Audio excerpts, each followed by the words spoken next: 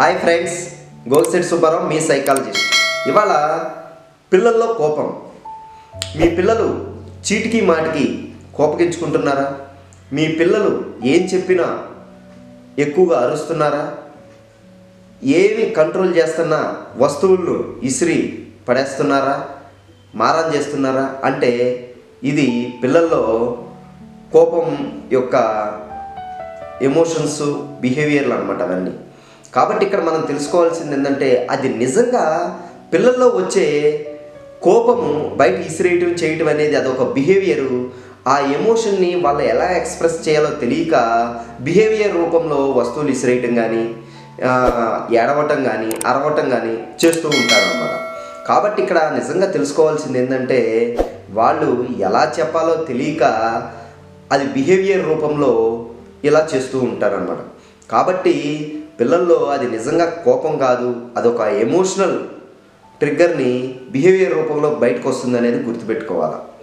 ఎందుకంటే మనం పిల్లల్లో ఏది చెప్పినా, ఇప్పుడు వాళ్ళ కోపం అంటే ఏంటి, కోపం ఎందుకు వస్తుంది వాళ్ళకి?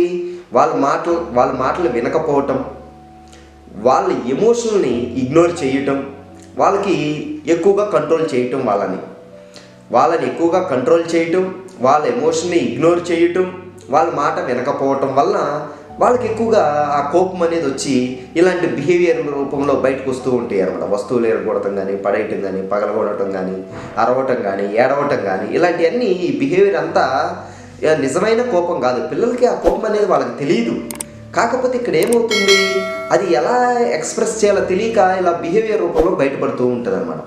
కాబట్టి ఇక్కడ మీరు తెలుసుకోవాల్సింది ఏంటంటే పిల్లల్లో కోపాన్ని పిల్లలకి ఎక్కువ టైం ఇచ్చి పిల్లలతో ఎక్కువ మాట్లాడుతూ ఉంటే, పిల్లలకి క్లారిటీగా మనం ఎక్స్ప్లెయిన్ చేస్తూ మనకు వాళ్ళకి టైం ఇస్తూ ఉంటే అప్పుడు ఆటోమేటిక్గా పిల్లల్లో నుంచి ఆ కోపాన్ని తగ్గించుకుని మనం ఎక్కువ కంట్రోల్ చేయకుండా, వాళ్ళ ఎమోషన్ని ఇగ్నోర్ చేయకుండా, అంటే వాళ్ళ ఎమోషన్ ఇగ్నోర్ చేయకుండా వాళ్ళు ఏదైనా చెప్తానికి మన దగ్గరికి వచ్చినప్పుడు పో, ఆడిపో, ఇటుపో, పక్కపో అని చెప్పేసి మనం కేర్లెస్గా వాళ్ళతో టైం స్పెండ్ చేయకుండా మన బిజీలో మనం ఉండి వాళ్ళని ఇగ్నోర్ చేస్తూ ఉంటాం అనమాట.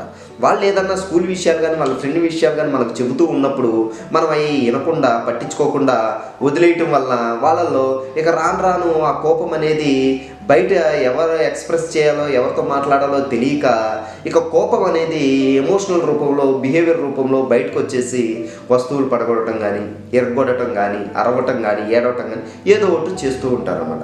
కాబట్టి పిల్లలు అది బ్యాడ్ బిహేవియర్ కాదనేది గుర్తుపెట్టుకోవాలి. ఎందుకంటే పిల్లల్లో అక్కడ కన్ఫ్యూజన్ ఎక్కువగా ఉంటుంది, సాడ్నెస్ ఎక్కువగా ఉంటుంది, ఫీర్ ఎక్కువగా ఉంటుంది. దాని వలన ఈ బిహేవియర్ ఎలా బయటకు వస్తుంది అనేది గుర్తుపెట్టుకోవాలి. దీనికి కావాల్సింది అండర్స్టాండింగ్ పేరెంట్స్ తప్ప పనిష్మెంట్ పేరెంట్ కాదనమాట.